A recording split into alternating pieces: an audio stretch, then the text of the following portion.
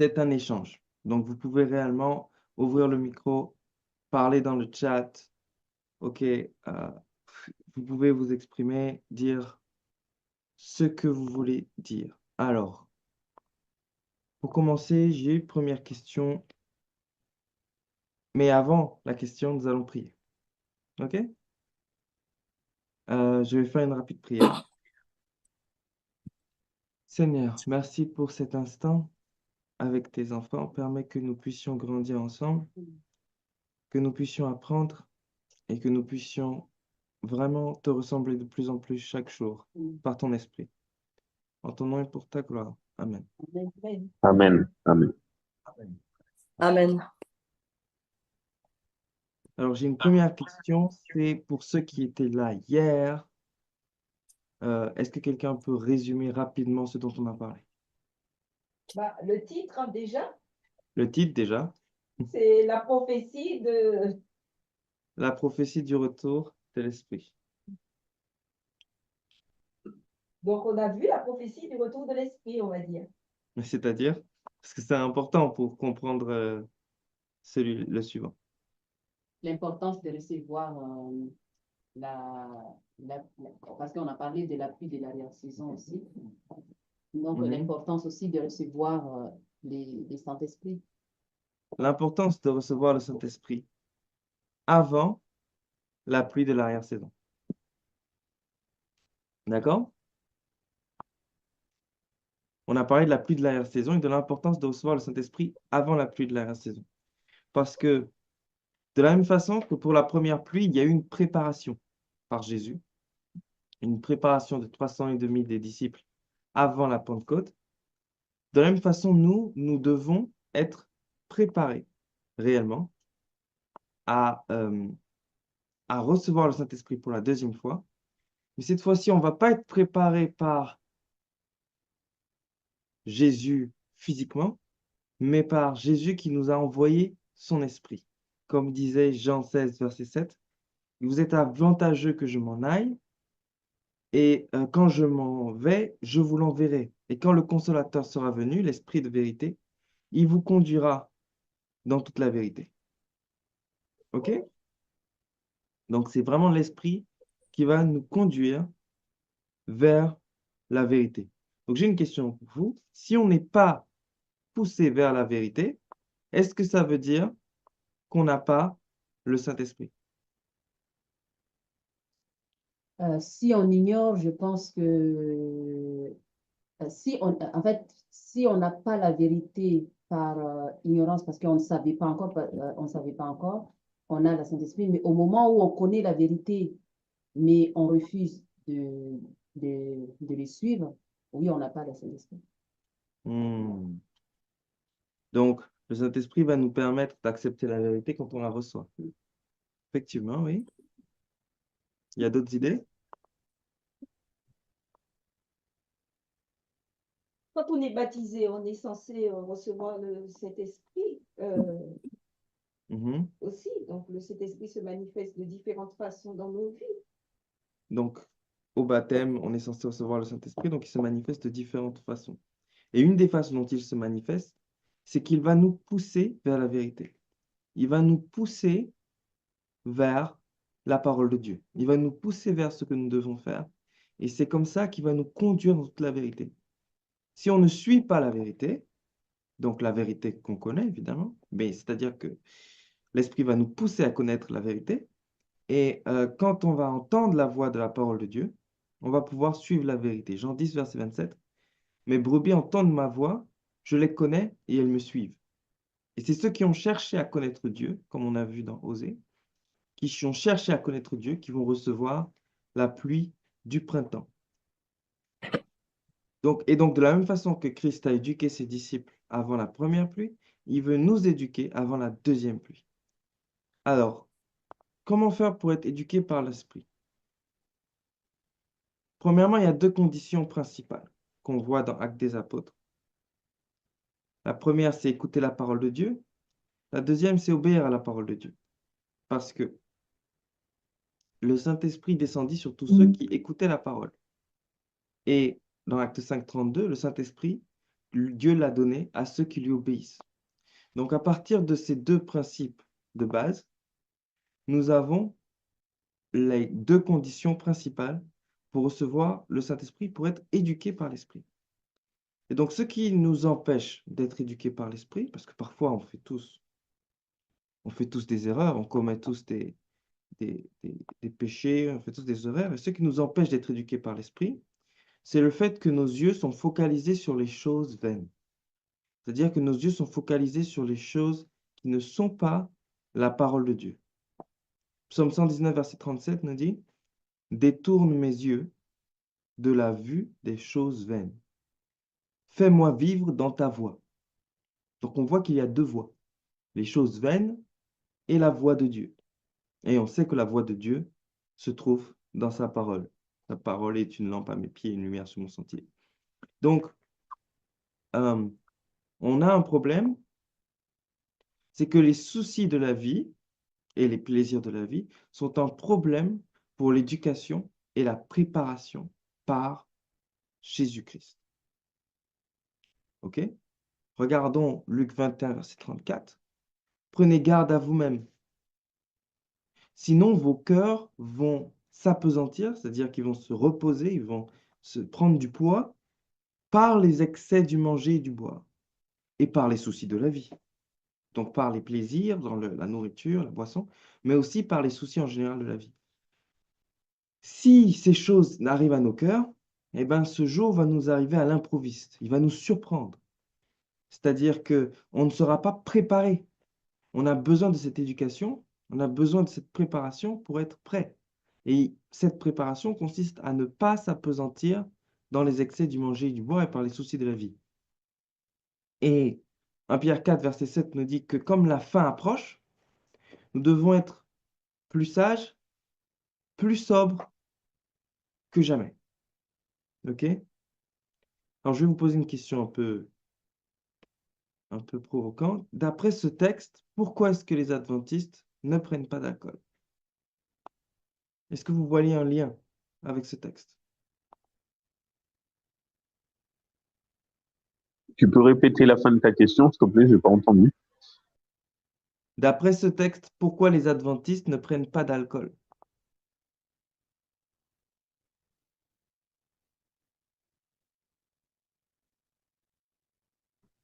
Est-ce qu'on doit être prêt et sobre pour Tout à fait. éviter que ce jour n'arrive à l'improviste, enfin, comme Luc 21, 34 nous le dit. Tout à fait. C'est-à-dire que nous devons éviter de rater la préparation. Nous devons éviter de ne pas être prêts, d'être en repos, d'être endormi, et ainsi de rater la fin des temps. Parce que la fin des temps, ce sera quelque chose qu'il va falloir affronter, qui va dépasser, tout ce que l'esprit a jamais dû affronter. Et c'est pour ça que nous devons avoir des règles et des principes qui sont plus forts que toutes les époques précédentes.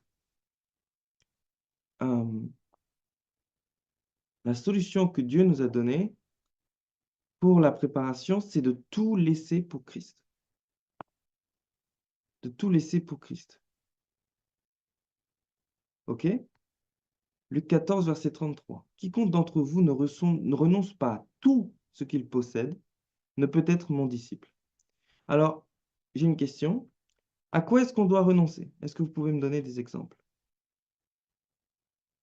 Il dit tout ce qu'on possède.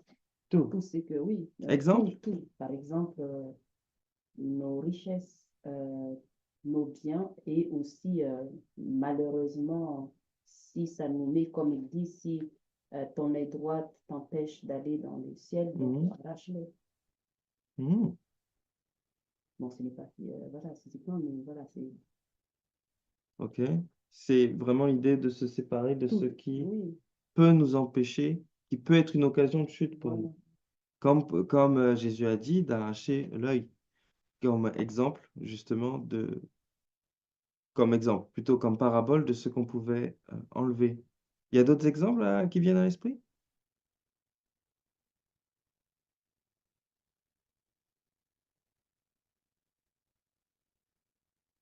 nos désirs personnels, nos convoitises personnelles, nos, c'est-à-dire penser à ce qui nous ferait plaisir. euh, je pense même aux petites choses parce que vraiment notre corps a besoin d'être éduqué et l'apôtre Paul disait, je traite durement mon corps. Donc, c'est pas seulement les objets ou le renoncement, mais c'est vraiment traiter durement son corps parce qu'on veut avoir Christ. Et pour moi, traiter durement son corps ne veut pas dire qu'on sera malheureux, hein. Ça veut Bien dire sûr. que c'est dans le bonheur de tout ce que Christ va nous donner, parce que s'il nous donne ce qu'il a donné aux apôtres à la Pentecôte, eh ben, moi, c'est gagné, hein. Je veux bien tout laisser pour avoir ce que les apôtres ont reçu à la Pentecôte. Oui, je veux bien tout mettre de côté. Amen. OK. Donc, ça va être vraiment tout ce qui va être autour de nous, notre corps, nos désirs, toutes ces choses. Je dirais pas, c'est pas ça seulement, mais il y a la famille aussi, parce qu'il nous dit que celui qui laissera son père, sa mère, sa fille ou son fils pour s'attacher à moi, alors nous obtiendrons les bénédictions de l'Éternel. C'est pourquoi des fois, nous sommes tellement, euh, nous voulons tellement que notre famille soit sauvée, alors on se base sur eux beaucoup et puis sans nous centrer sur la personne de Jésus-Christ. Et ce sera, c'est puisqu'il nous dit, comme on a dit hier soir, il y aura deux personnes dans un lit, l'un sera pris et l'autre sera laissé. C'est-à-dire, nous devons faire très attention à ça, prier pour notre famille, c'est vrai, intercéder plus que jamais pour eux, parce que nous les aimons. Mais il faut aimer premièrement Dieu et ensuite le reste de notre famille, parce que nous risquons de perdre notre salut par rapport à tout ça. Tout à- Voilà. Amen. Euh, il y a plusieurs exemples qui sont dans la parole de Dieu. Ils sont cités tout à fait dans les paroles de Jésus, Luc 17, 27 et Luc 17, 28 à 30, enfin, Luc 17, 27 à 30 du coup, où on voit que les hommes mangeaient, buvaient, se mariaient leurs enfants, jusqu'au jour où Noé entra dans l'arche. Le déluge vint et les fit tous périr.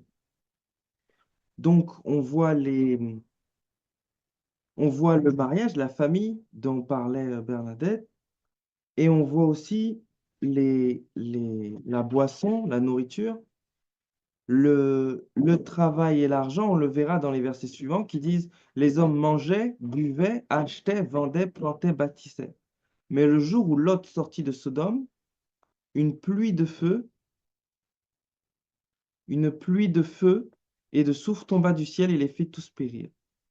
Alors, on a Rajao Narivelo qui nous dit qu'il doit partir, que Dieu te bénisse. Alors, ce qui se passe, c'est que toutes ces choses sont des dangers, des choses qui peuvent nous empêcher de nous concentrer sur Christ et de rester sages et sobres. Donc, maintenant, dans la façon dont on va résoudre ce problème. OK? Premièrement, pour la nourriture et la boisson, on va lire Proverbe 23, versets 20 et 21. Est-ce que quelqu'un peut le lire? Proverbe 23, versets 20 et 21. Alors, ça peut être quelqu'un en ligne ou ici. 20 et 21. Ne sois pas parmi les buveurs de vin, parmi ceux qui font excès de viande, car l'ivrogne est celui qui se livre à des excès s'appauvrisse, et l'assoupissement fait porter des aïeux. OK. Donc, qu'est-ce qu'on a lu ici? Qu'est-ce que ça veut dire?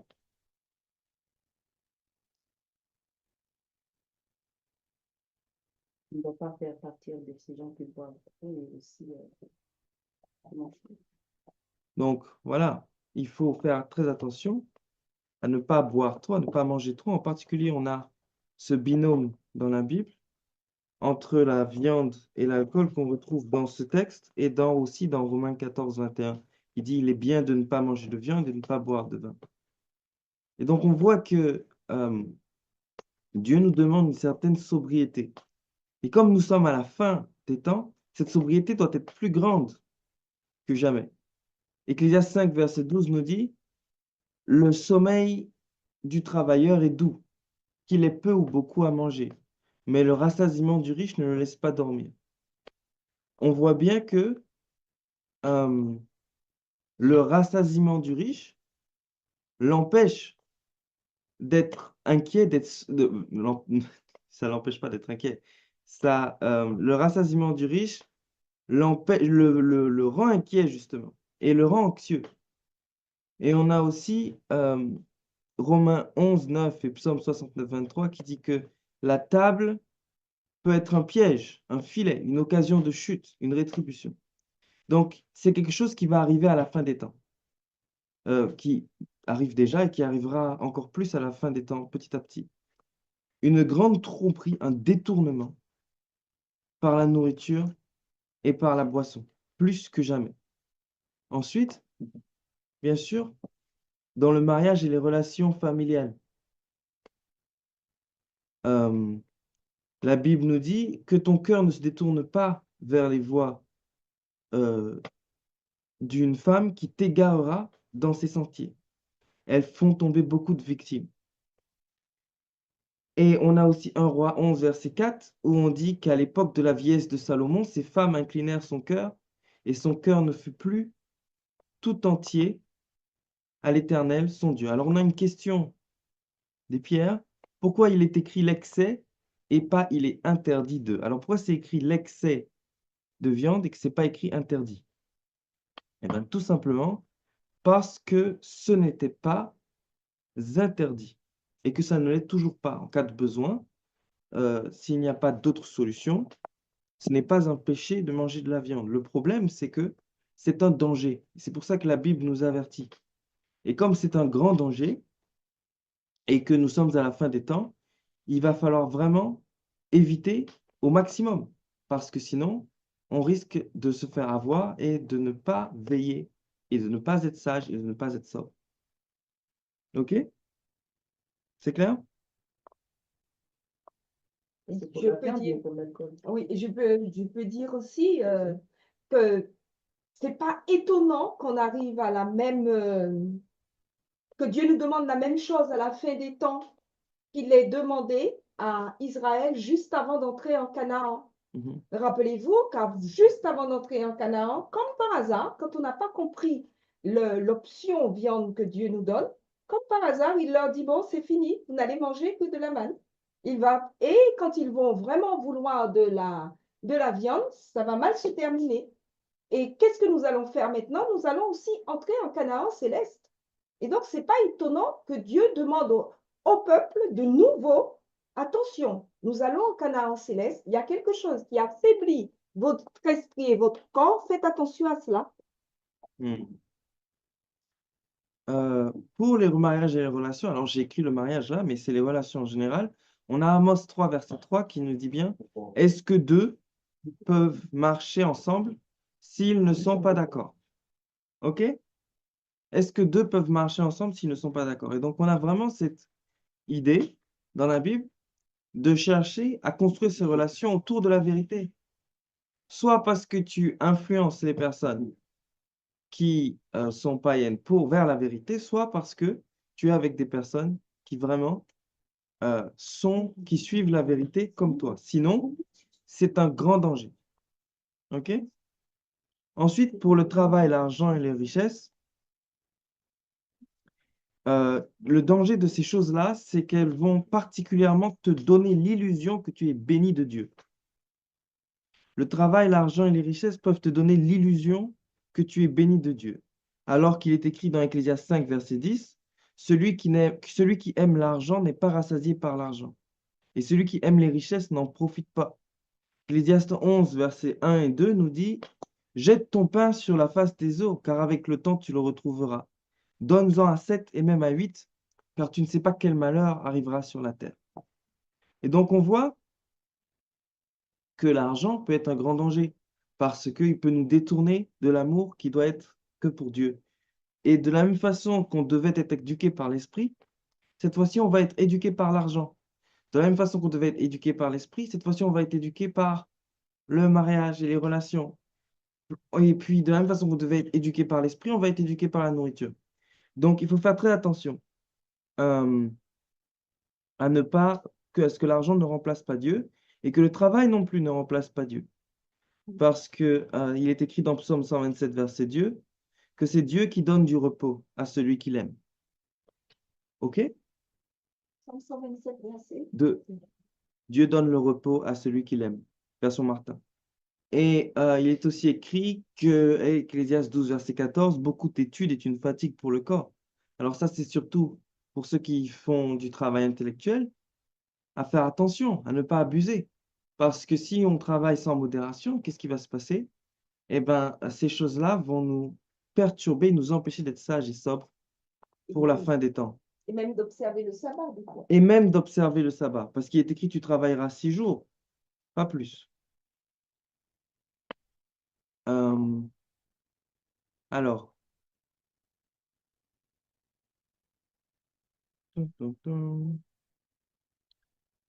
est-ce qu'on va se laisser conduire vers la vérité?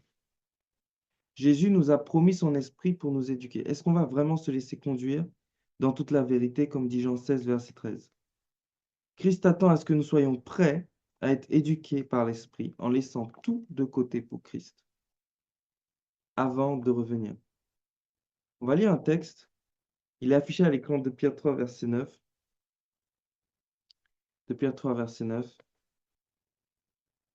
2 Pierre 3, verset 9 nous dit que le Seigneur ne tarde pas dans l'accomplissement de la promesse, mais il use de patience envers vous, ne voulant qu'aucun périsse, mais voulant que tous arrivent à la repentance. Le vous ici, c'est qui? 2 Pierre 3, verset 9. C'est nous? Christ a dit? Quelqu'un a une idée? Pour ceux qui n'ont pas encore reçu Jésus, nous tous. Tous ceux qui n'ont pas encore reçu Jésus? En fait, tous ceux en fait qui n'ont pas, parce que Dieu veut que on vienne à la repentance. Ceux qui sont en Jésus, donc on considère qu'il y avait déjà une conversion. Mhm. Mais si Dieu attend encore la repentance de certains, c'est qu'il y a ceux qui sont sur la marche en fait. Tout à fait. C'est-à-dire qu'il y a encore des choses dont nous avons à nous repentir.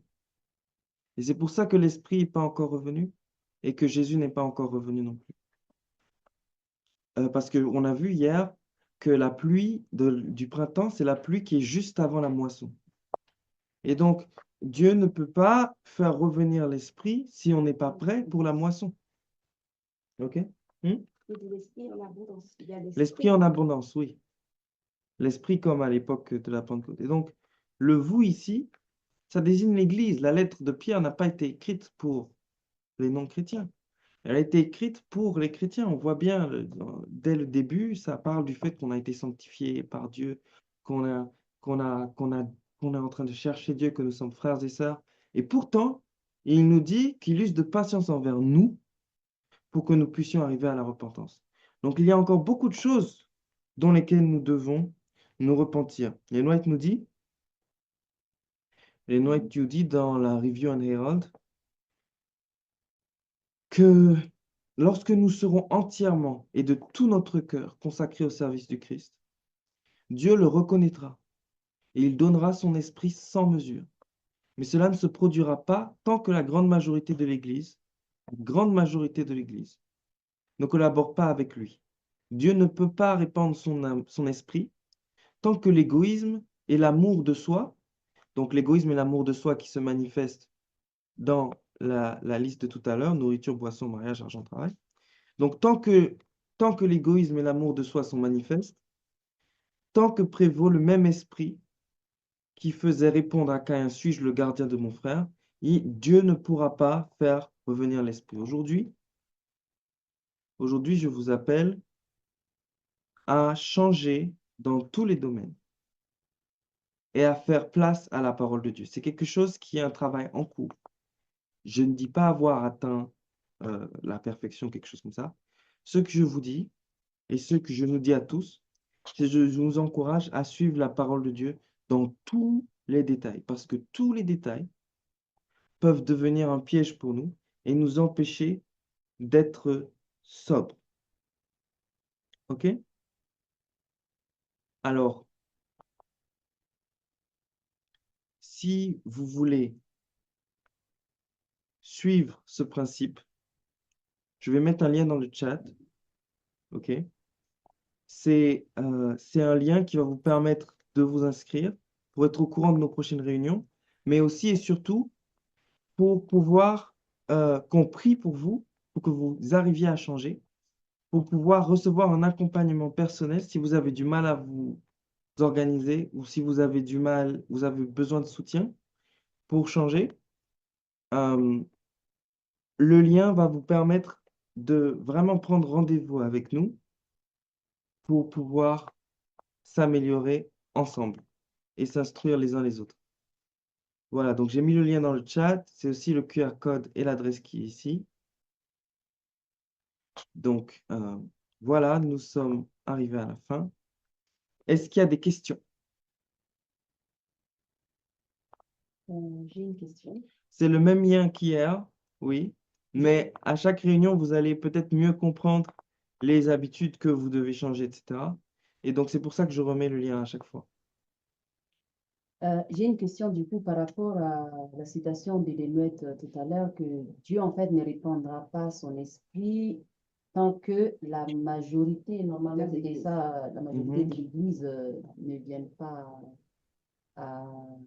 En gros, quand l'Église sera encore divisée en fait ou égoïste, est-ce que c'est là du coup, ça veut dire en fait que Dieu attendra si vraiment il n'y aura pas de changement dans l'Église, ou Dieu, quand même, parce que comme il est mentionné aussi par rapport au reste, est-ce que euh, Dieu, si on ne veut pas changer, donc Dieu, ça n'empêche pas les temps que Dieu a prévus déjà pour mettre fin à l'histoire de l'humanité par rapport à l'intensité qui a qui est augmentée de plus en plus.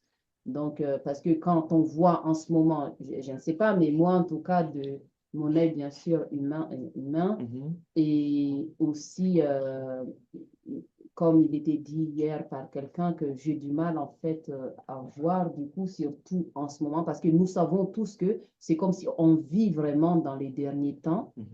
Et sauf que quand on voit l'état du coup de l'Église, c'est assez triste parce que on n'arrive pas en fait à, voilà, à s'essouder, à comprendre vraiment qui nous sommes par rapport, parce que nous sommes un en Christ. Et j'ai du mal à voir ça en fait dans l'Église, dans toute l'Église que je suis allée jusqu'à présent. Alors, c'est pour ça que je fais ce travail, c'est pour ça que nous faisons ce travail d'étude de la Bible et de repentance et de recherche de Dieu, parce qu'effectivement, Dieu nous attend. C'est ce que le texte de Pierre disait.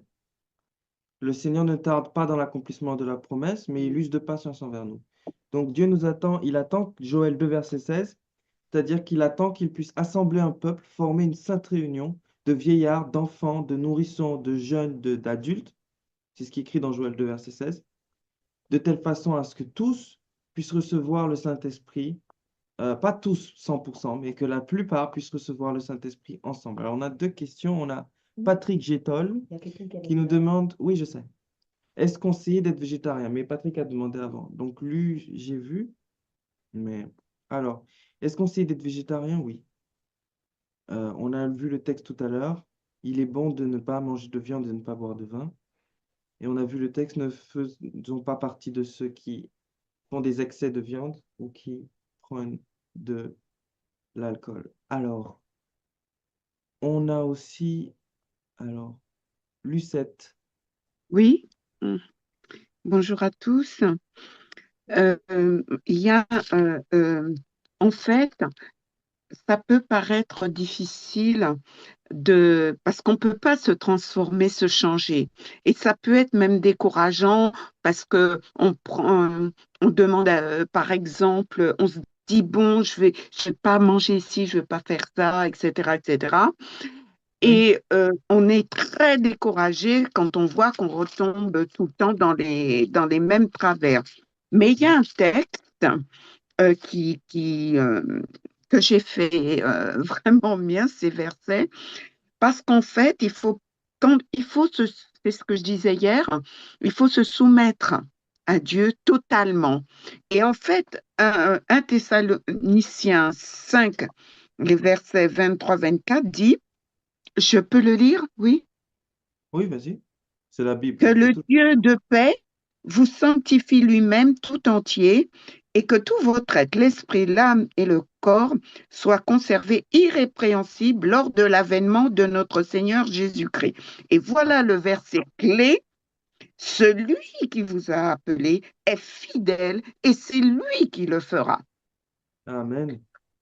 Donc, parce que sinon, on se décourage, on dit, mais non, mais c'est pas possible, j'y arriverai jamais, quoi. Hein? Et j'ai lu des textes d'Ellen White, bon, j'ai pas les références là, elle disait, et quand j'avais lu ça, parce que j'ai 72 ans maintenant, et tout au début, lorsque je suis arrivée à l'Évangile, elle disait que, que aucun être, selon le caractère, il faudra qu'on y rentre et qu'il y ait aucun défaut de caractère. Alors là, je me disais à l'époque, hein, parce que là maintenant, petit à petit, je vois que Dieu travaille beaucoup mon caractère, etc. Et d'ailleurs, on s'en rend même pas compte, hein. C'est les autres qui disent, ah tiens, tu t'es pas énervé, tiens, t'as pas fait ci, etc. Mais pour ce faire, il faut vraiment s'abandonner, voilà, et reconnaître son état. Amen. Mm. C'est effectivement, c'est Amen. extrêmement important. C'est pour ça que Pierre dit bien la repentance. La repentance, c'est quelque chose qui est vraiment une démarche d'humilité, une démarche de se retourner vers Dieu. Et il y a aussi autre chose que je voulais dire au sujet de ce que tu as dit, c'est que c'est par la puissance de Dieu que nous allons réussir à faire sa parole, c'est par le Saint-Esprit, celui qui nous guide, qui nous conduit dans toute la vérité. On a Eric et maman qui voulaient dire une remarque. Eric d'abord. Ok, merci. Rebonjour à tous. Oui, c'était pour rebondir sur ce que la sœur disait. Amen, amen, amen. Enfin, 1000 fois amen. Et ça me faisait penser aussi, qui va dans le même sens, ce que l'apôtre Paul dit aux Philippiens 6. Je suis persuadé que celui qui a commencé en vous cette bonne œuvre la rendra parfaite pour le jour de Jésus-Christ. Donc, c'est ça qui est énorme. Notre part à faire, c'est y croire, lui demander et le laisser agir en nous. Tout à fait. C'était juste pour rebondir sur ce que la sœur disait. Merci. Merci à toi. Oui, je dis comme Lucette, vraiment, c'est le Seigneur qui le fera en nous. Il faut bien que ce soit bien clair. Le Seigneur désire que nous venons à lui et que nous nous donnions totalement et que nous disions, Seigneur, je suis incapable. Donc c'est toi qui vas me donner l'humilité, la repentance, tout ce qui m'est nécessaire pour y arriver. Parce qu'on est sûr de ne pas y arriver.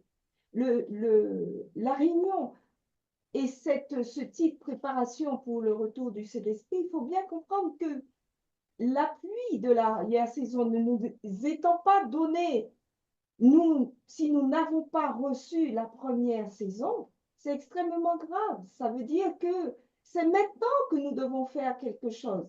C'est parce que la majorité de l'Église pense il y aura l'appui de l'arrière-saison. Mais non, il faut penser maintenant. Maintenant, est-ce que Dieu a fait pour moi tout ce qu'il désire faire? Et s'il ne l'a pas fait, est-ce que je ne vais pas me jeter dans ses bras pour qu'il l'accomplisse enfin en moi? Et comme ça, chacun pourra dire, ça y est, moi aussi, j'ai été visité par l'Esprit. Amen. Alors, moi, je voudrais revenir un petit peu sur ce qu'on a dit déjà sur l'unité de l'Église. Alors, ce que j'ai appris, il dit qu'il faut que tous reçoivent qu'on soit unis comme les disciples dans le temps et que nous devons recevoir tous ensemble l'appui de l'arrière-saison, être préparés.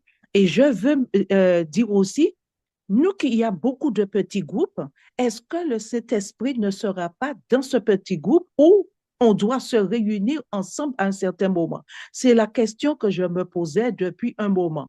Alors, est-ce que, c'est ça, je voudrais savoir, parce qu'elle nous dit aussi, Ellen White, que il y aura, l'Église va se terminer avec les laïcs, mais ce sera dans des petits groupes aussi dans les maisons.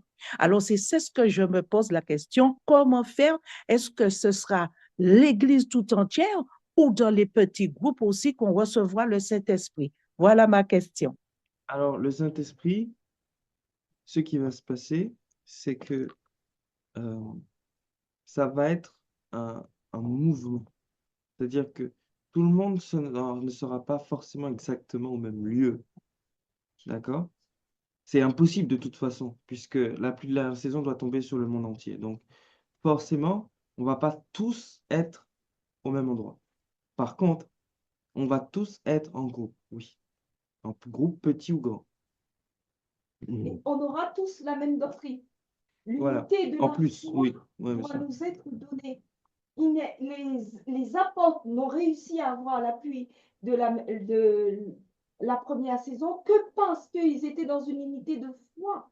Et ça, seul le Saint-Esprit peut le faire. Ce ne sera pas moi je pense que c'est de telle façon, moi je pense. Quand ils se réunissaient, ils arrivaient à se mettre d'accord. Se mettre d'accord sur la doctrine de Christ. Le corps de Christ ne doit pas être divisé. Donc, que ce soit en groupe, que ce soit dans l'Église, une chose est sûre. Si nous sommes dans une division par rapport à l'esprit qui a été donné à son Église, nous avons un problème. Nous ne cherchons pas à être des groupes qui divisent l'Église, mais cherchons à être un groupe qui unit dans l'unité de la doctrine et l'unité de la foi. Que jamais on puisse dire ce groupe a été créé pour se battre contre l'Église. Parce que ce serait vraiment une erreur. Parce que nous croyons que l'Église de Dieu a reçu l'Esprit. Même si c'est l'Église malade, même si c'est l'Église en souffrance, c'est l'Église de Dieu. Et aussi, parfois, en fait, nous voyons, par rapport à mes questions même d'avant, hein, parfois nous voyons la défaillance de l'Église ou l'échec ou tout ce qu'on peut voir que vraiment il y a plus d'Esprit de Dieu ou voilà dans l'Église.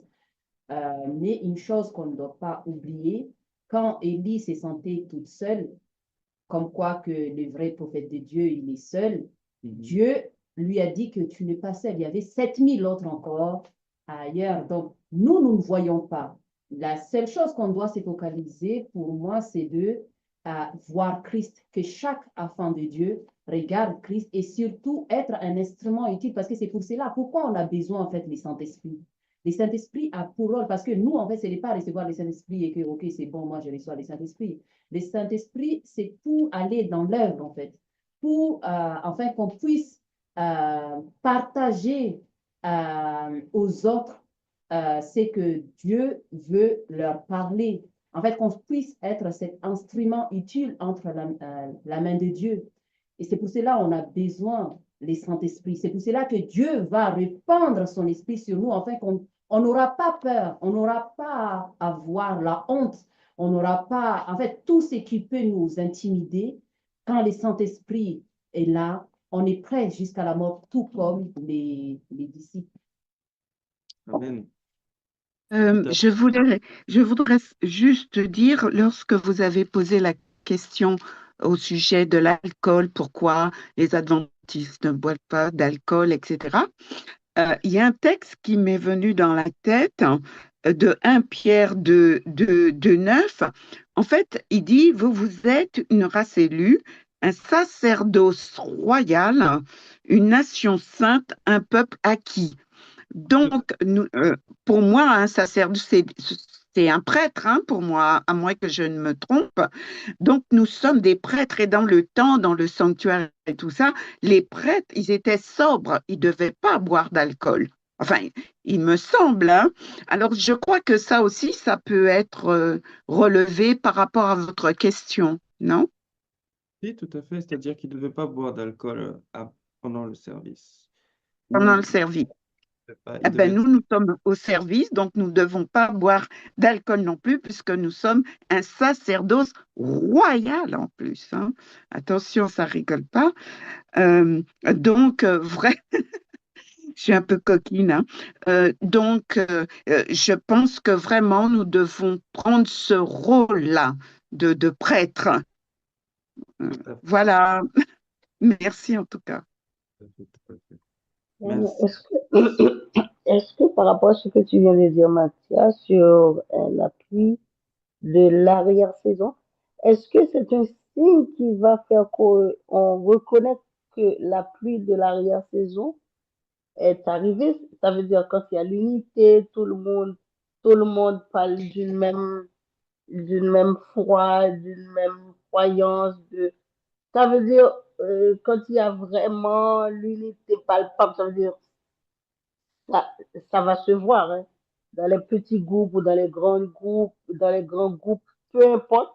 Est-ce que c'est ça qui va faire que qu'on sera, qu'on saura que voilà, ça y est, on l'a eu, la pluie de l'arrière-saison. Alors, Joël 2, verset 16 dit bien euh, de s'assembler avant. Les apôtres, ils n'étaient pas parfaitement unis, mais ils étaient très unis quand même au moment où ils ont reçu la Pentecôte. Nous, de la même façon, nous devons faire un travail avant le retour de l'Esprit et vraiment faire un travail d'unité, de pureté avant le retour de l'Esprit, sinon il ne viendra pas sur nous. Il viendra Les sur uns la les uns sur génération les autres. suivante et puis suivante jusqu'à ce qu'il y en ait une qui fasse le travail correctement.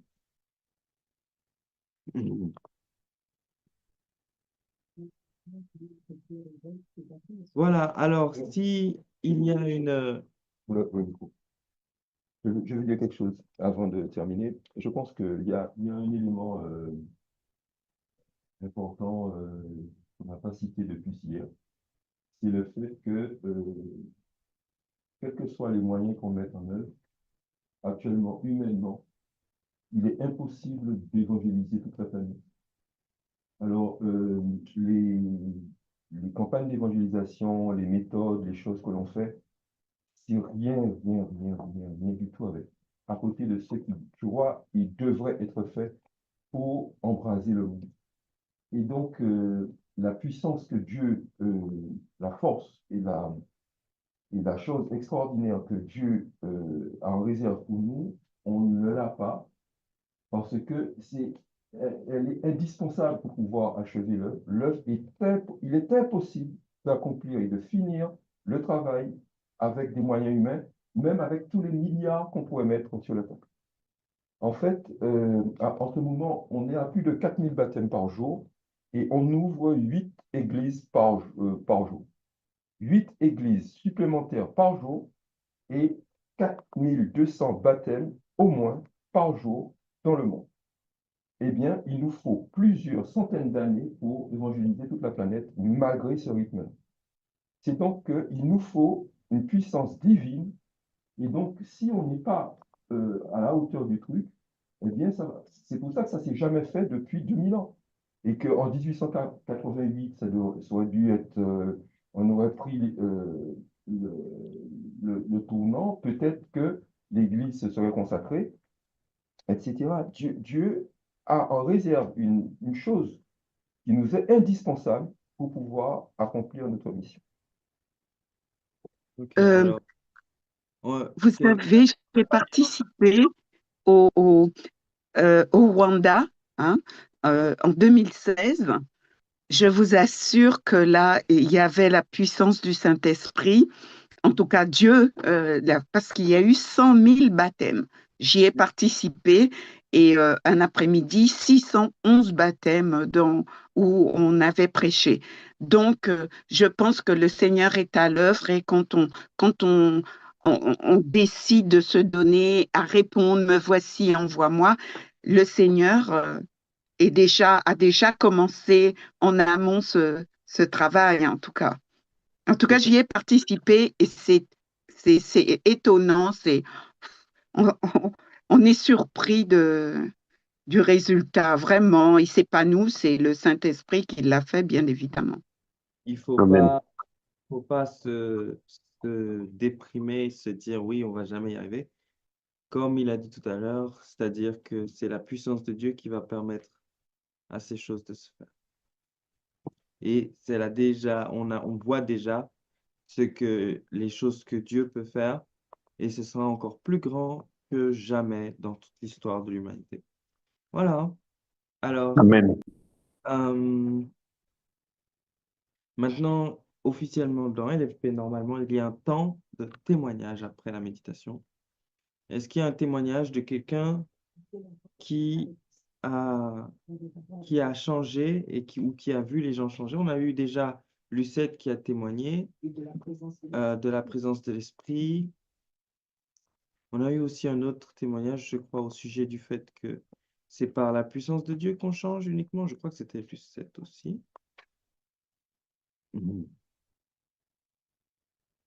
Est-ce qu'il y a un autre témoignage? Alors, Eric a levé la main. Vas-y, Eric. Oui, je veux bien. Bon, vous l'avez peut-être, c'était mon témoignage propre, mais il y en a plein qui me connaissent, donc désolé, ça sera du réchauffé pour plusieurs. Mais je suis vraiment tombé amoureux de l'amour de Dieu, et de sa parole et de lui. Enfin, je sais plus si c'est dans cet ordre, mais parce que j'aimerais rendre gloire à Dieu, j'aurais pas assez de toute ma vie pour rendre gloire à Dieu. Pourquoi je suis très passionné de lui, de sa parole, c'est oui, je vais mettre la caméra. C'est bonjour à tous. Il y a 16 ans, que je dis pas de bêtises. Oui, avant 2010, jusqu'en 2009, je buvais, je fumais aussi du cannabis de temps en temps.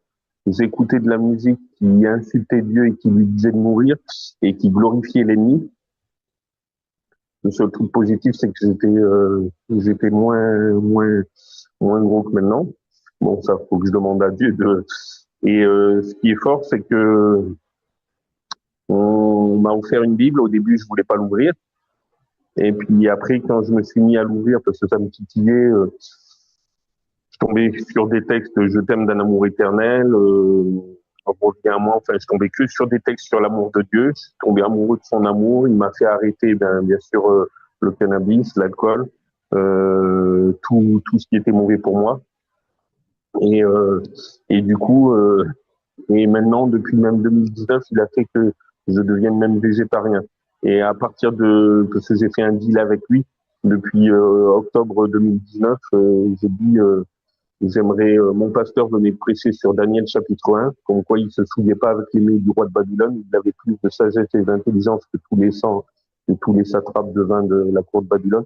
J'ai dit, j'aimerais avoir plus de sagesse et d'intelligence. Bon, je suis soignant en psychiatrie, donc j'ai besoin de la force. J'aimerais arrêter la viande et le poisson, mais pas être végétalien comme Daniel, parce que c'était pas marqué le mot végétalien, mais il mangeait des fruits, des légumes, des céréales et de l'eau, ça veut dire végétalien. Et j'ai dit, j'aimerais arrêter la viande et le poisson, bon, toujours manger les œufs bon, le beurre, le fromage et le chocolat, c'est pour ça que je suis si mince. Bon, je ferme. Et à partir de ce moment-là, il m'a fait retenir les versets bibliques, comme tout à l'heure la sœur qui parlait de 1 Thessaloniciens 5, 23, 24. Mais Dieu m'a mis à cœur, ça s'affiche dans ma tête, la référence Philippiens 6. Donc je suis persuadé que celui qui a commencé en vous cette bonne œuvre la rendra parfaite pour le jour de Jésus-Christ.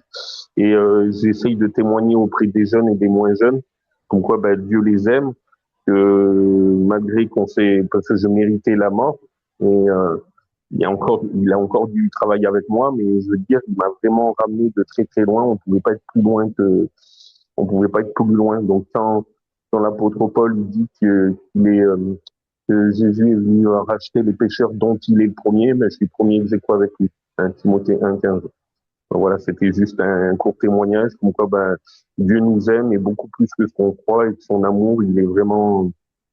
Et il nous dit de nous aimer les uns les autres comme il nous a aimés. Aimons-nous les uns les autres, à ceux-ci tous connaîtront que nous sommes ses disciples, si nous avons de l'amour les uns envers les autres. Jean 13, 34 à 35. Vous voyez, les versets s'affichent dans ma tête depuis le deal que j'ai fait avec lui. Voilà, amen, gloire. Amen. Amen, Merci. amen. Amen, amen. Amen.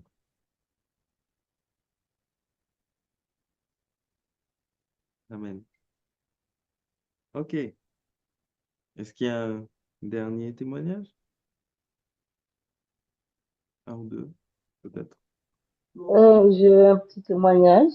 Moi, c'est par rapport à la musique du monde et tout ce qui va avec, hein.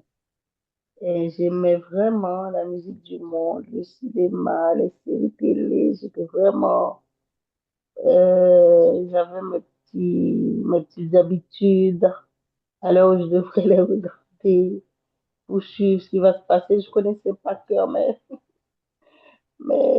tous les épisodes, tout ça, mais c'était vraiment un truc que je pensais pas que ça pouvait s'enlever de moi, quoi. Surtout la musique, tous les stars.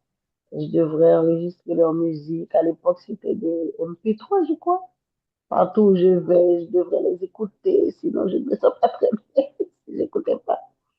Et quand je suis revenue à Dieu, c'était difficile pour moi. Je dis, waouh, comment je vais faire? Parce que j'aime la musique du monde, j'aime le cinéma, les séries, tout ça, la vie des stars. J'aimais bien les suivre. C'était pas pour être comme eux, parce que je voulais pas être une star, mais les suivre, voir leur vie, tout ça.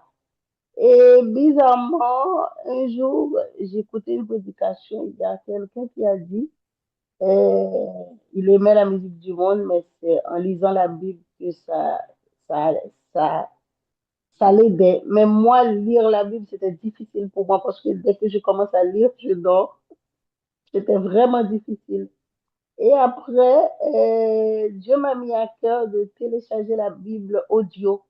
Et c'est ce que j'ai fait. J'ai téléchargé la Bible audio et chaque fois que je sors dans la rue, au lieu d'écouter de la musique mondaine, j'écoutais la Bible audio. Mais j'écoutais la Bible audio en boucle, partout où je vais, c'était la Bible de Genèse, Apocalypse, je recommence, je recommence, je recommence. Et ça a fait que j'avais plus le goût pour la musique. Parce qu'à un moment donné, j'écoutais plus la Bible, mais j'avais plus le goût pour la musique, surtout le compas, la musique haïtienne, là, j'aimais beaucoup, mais vraiment, j'avais plus de goût pour ça. Et même les séries télé, il y en a une qui restait, c'était Grey's Anatomy. Et bizarrement, tout récemment, il y a 2 ans, je veux dire, ou 3 ans, je regardais plus et ça me disait rien. Et c'est même pas venu dans ma tête pour aller regarder quelques fois de temps en temps. Non, du tout, du tout. Et maintenant, ça me disait rien, mais rien, rien. Même si je suis au travail, on me parlait de tel chant ou de tel film, je ne connaissais pas. Et les gens trouvaient ça bizarre. Comment ça se fait? Je trouvais pas ça mal avant. J'allais dire, oh là là, je suis pas à la mode, je suis à l'ancien temps. Mais non, maintenant, je me sens mieux, mais vachement mieux que toutes ces choses-là m'est sorti de la tête. Maintenant, j'écoutais beaucoup de prédications, et beaucoup de la Bible, beaucoup de chants spirituels. Mais vraiment, je peux dire, ça, il n'y a que le Saint-Esprit. Mais vraiment, hein, il n'y a que le Saint-Esprit qui pouvait faire par moi. C'est pas moi. C'est pas moi du tout, du tout. Et c'est pas quelqu'un d'autre. Il n'y a que le Saint-Esprit. Et ça, franchement, je dis merci à Dieu. Amen. Tu Amen. as témoigné Amen. de Philippiens 4:8 que tout ce qui est honorable, ce qui est juste, ce qui est pur, que soit l'objet de vos pensées. Amen. Amen. Amen. Alors, je pense qu'on va terminer là-dessus. OK? Ça va pour tout le monde? Pas de questions, pas de... Là. Je rappelle encore une fois le lien pour connaître les événements suivants que nous aurons. OK? Euh, qui vous permet de vous inscrire pour recevoir les événements suivants. Et je vous dis à cet après-midi, à 15h30. OK? On va prier pour terminer et puis on va se séparer. OK? Merci. Seigneur, merci pour cet instant ensemble. Merci pour cet instant avec ta parole. Je te demande d'inscrire tes paroles dans nos cœurs afin que nous ne péchions pas contre toi, mais que nous grandissions à ton image et que nous changions, que nous nous repentions à tout ce qui nous reste à changer. En ton nom et pour ta sainte gloire. Amen. Amen. Amen. Amen. Amen. Amen. Bon appétit tout le monde.